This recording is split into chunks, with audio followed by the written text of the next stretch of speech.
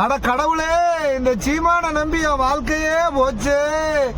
10 வருஷமா சீமான் அவன் கட்சி கூட அலைஞ்சன. கடவுளே, திமுக தான் நமக்கு பரம எதிரின்னு சொன்னாருன்னு சொல்லி என் தாய்மாமே சொத்தையும் தாரேன் பொண்ணையும் தாரேன்னு சொன்னா அவரு திமுகங்கிற ஒரே காரணத்துல வேண்டான்னு சொல்லிட்டேனே. கடவுளே, அப்புறம் ஏடிஎம்கே நமக்கு சுத்தமா ஆவாதுன்னாரு.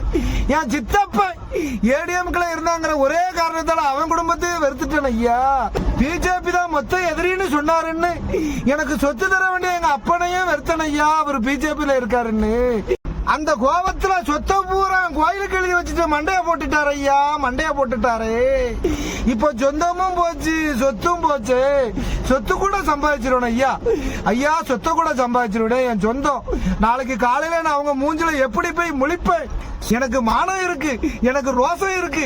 நான் இதெல்லாம் இல்லாத சீமான மாதிரி ஒரு ஈன பிறவியா இப்படி ஒருத்தன் விடாம கைய குலுக்கி கட்டி பிடிச்சிட்டு அலைகிறானே. கடவுளே, நான் யாருகிட்ட சொல்லி என் வாழ்க்கையே போச்சே.